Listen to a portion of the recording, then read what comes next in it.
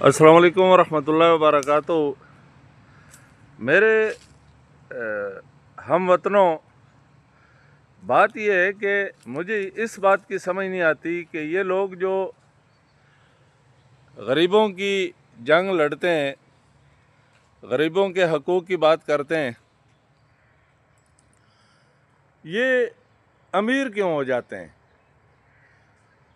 ہوتے غریب ہیں۔ جب یہ آواز اٹھاتے ہیں نا غریبوں کے حقوق کی، غریبوں کے حقوق کی آواز اٹھاتے ہیں تو پھر یکدم غریب ہو جاتے ہیں، اور غریب جو ہیں وہ غریب ہی رہتے ہیں۔ یہ چیخیں گے کہ ہم جی غریبوں کے حقوق کی بات کر رہے ہیں، غریبوں کے حقوق کی جنگ لڑ رہے ہیں، غریبوں کے حق کی جنگ لڑ رہے ہیں۔ اچھا، موٹر سائیکل پہ ہوتے ہیں یہ غریبوں کے حقوق کی جنگ لڑنے والے، موٹر سائیکل پہ ہوتے ہیں۔ پھر آہستہ آہستہ ان کے پاس جو ہے وہ پراڈو آ جاتی ہے۔ اس چیز کی مجھے سمجھ نہیں آ رہی۔ اگر آپ لوگوں کو سمجھ آئے، سمجھ ہو، تو یہ آپ نے جو ہے میرے کو کمنٹ میں بتانا ہے۔ میں نے ایسے کئی لوگ دیکھے ہیں، پوٹھوہار میں تھے، چھت کو زنگ لگا ہوا تھا، وہ غریبوں کے حقوق کی بات کر رہے تھے۔ ایک پارٹی میں تھے، پھر دوسری پارٹی میں چلے گئے، پھر ایم پی ایم این اے بن گئے۔ اب یہاں پر کراچی پاکستان میں کچھ ایسے لوگ ہیں، نئے نئے چہرے اٹھے ہیں، اب وہ غریبوں کے حقوق کی بات کر رہے ہیں کہ ہم اس علاقے میں جو ہے غریبوں کے حقوق کی جنگ لڑ رہے ہیں، جبکہ ان کا اپنا کردار جو ہے وہ سیاہ کردار ہے۔ غریب لوگوں کے گھروں پہ قبضے کرنا، ان کا سامان سمیت گھر جو ہے قبضہ کر لینا، بچیوں کے جہیز کھا جانا، ان کو مار پیٹ کرنا، یہاں تک کہ پلاٹوں کی خاطر جو ہے قتل کر دینا، وہ بھی آج کل لگے ہوئے ہیں کہ ہم غریبوں کے ساتھ زیادتی نہیں ہونے دیں گے، غریبوں کے حقوق کے لیے جو ہے ہم جنگ لڑ رہے ہیں۔ اب جس بندے کو صحیح سے کلمہ نہیں آتا، نماز نہیں آتی، حلال حرام کا پتہ نہیں ہے، جائز ناجائز کا پتہ نہیں ہے، وہ بھی غریبوں کے حقوق کی بات کر رہا ہے۔ حالانکہ غریبوں کے حقوق کی بات کرنے کے لیے سب سے پہلے اللہ کو پہچاننا ضروری ہے، اللہ کے احکامات کو پہچاننا ضروری ہے کہ اللہ نے غریب کے لیے کیا حکم دیا ہے، اپنے مسلمان بھائی کے لیے کیا حکم دیا ہے، غیر مسلم کے لیے کیا حکم دیا ہے، اس چیز کا پتہ ہونا ضروری ہے۔ جبکہ ایسے لوگوں کو یہ پتہ بھی نہیں ہے، نماز کے فرائض کیا ہیں، دعائے قنوت کیا چیز ہے، سورۃ فاتحہ کیا ہے، سورۃ اخلاص کیا ہے۔ میں شرطاً کہتا ہوں کہ ان کو اس چیز کا بھی پتہ نہیں ہوگا، لیکن وہ بھی جو ہے غریب کے حقوق کی بات کر رہے ہیں۔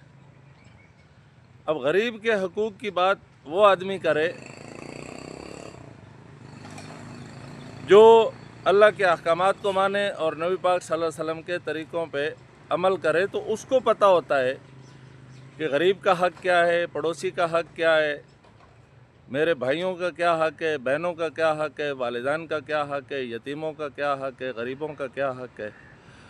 وہ اگر بات کرے تو بات سمجھ میں بھی آتی ہے۔ تو یہ جو بے دین لوگ غریبوں کے حقوق کی بات کرتے ہیں، اصل میں ان کو غریب کی پرواہ نہیں ہوتی، اس کو اپنے پیٹ کی آگ بجھانی ہوتی ہے، اپنے نفس کی آگ بجھانی ہوتی ہے۔ وہ اپنے مفاد کی جنگ لڑ رہا ہوتا ہے، لوگوں کے کندھے پہ بندوق رکھ کے۔ یہ مجھے بھی پتہ ہے اور آپ کو بھی پتہ ہے، لیکن کچھ مفاد پرست لوگ پھر ان کی بات پہ کھڑے ہو جاتے ہیں اور ہاں میں ہاں ملاتے ہیں۔ ان کے مفاد مشترکہ ہوتے ہیں، ان لوگوں کے اپنے مفاد مشترکہ ہوتے ہیں، اس لیے وہ ایسے بندے کو لیڈر بناتے ہیں جو ظالم ہوتا ہے، جس کے دل میں رحم نہیں ہوتا، جس کو अपने पराये हक का पता नहीं होता, वो हर चीज़ को जो है अपना हक समझता है। पराया हक का उसको पता नहीं होता, वो पराया हक जो है उसको छीनने को अपना हक कहता है। तो हकूक़ की अगर कोई बात करे तो उसको दीनदार होना चाहिए। उसके दीनदार के दिल में, जो दीन पे अमल करता है, उसके दिल में खौफ होता है अल्लाह का। लोगों का खौफ तो छोड़ो, उसके दिल में अल्लाह का हक खौफ होता है। उसको मौत याद होती है, उसको कब्र याद होती है। वो अगर गरीबों के हकूक़ की या लोगों के हकूक़ की बात करे तो बात समझ में भी आती है कि यार ये तो अल्लाह से डरने वाला बंदा है। अगर ये पराये हकूक़ की बात कर रहा है तो हकूक़ हासिल करके उसी को देगा, ना कि ये ख़ुद खाएगा। तो इसीलिए हम जलील और ख्वार हैं। अच्छा, ऐसे लोगों को फिर अल्लाह पाक जलील करता है, रस्सी ढीली होती है, उनकी रस्सी ढीली करता है अल्लाह पाक, ताकि वो जो है तौबा ना करें। उनको अल्लाह ने सज़ा देनी होती है। वो आगे से आगे जो है जराइम में घुसते चले जाते हैं, जुल्म करते चले जाते हैं, ताकि अल्लाह पाक फरमाता है ताकि वो मुझे भूल जाए और तौबा ना करे, क्योंकि अल्लाह पाक की ज़ात तो गफ़ूर रहीम है। जो भी तौबा करता है अल्लाह पाक माफ़ कर देता है। लेकिन ऐसे लोगों की अल्लाह पाक रस्सी ढीली कर देता है, दुनिया की मोहब्बत उनके दिल में डाल देता है, तकब्बर उनके अंदर आ जाता है, मगरूरी उनके अंदर आ जाती है। वो फिर तौबा को भूल जाते हैं और अल्लाह पाक फिर उनको आखिरत में सज़ा देगा और सख्त सज़ा देगा। इस चीज़ के कई किस्से हैं, कई कहानियाँ हैं, बुज़ुर्गों से मंसूब हैं, अच्छे लोगों से मंसूब हैं, जिनको अल्लाह की तरफ से कहा गया कि आप जो है फ़लाँ को ले आओ और उसको जो है वज़ीर बना दो। उसने बहुत गलत काम किया है और अल्लाह पाक कहते हैं कि उसको जो है मैं ख़ुद सज़ा दूँगा, तो उसको आप वज़ीर बना दें ताकि वो दुनिया की ऐश व अशरत में मगन हो जाए और तौबा को भूल जाए।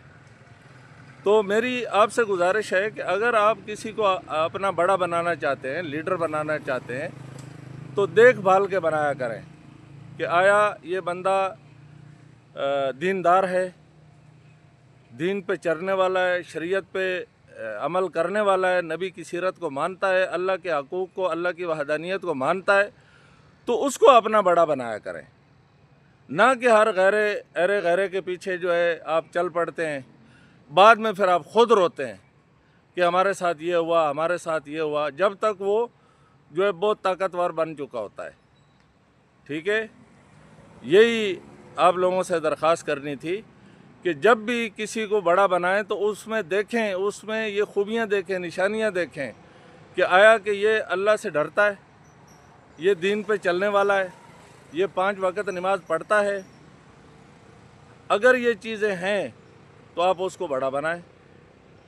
अब एक जानी, शराबी, फराडी, लैंड ग्रेबर, कब्ज़ा माफिया, जालिम को आप अपना बड़ा बना देंगे, वो लोगों के साथ जुल्म कर रहा है तो आपके साथ जुल्म नहीं करेगा, वो आपकी इज़्ज़त का ख्याल करेगा? कभी नहीं करेगा। जब दूसरों की इज़्ज़तें लूटता है तो वो आपकी इज़्ज़तें भी लूटेगा।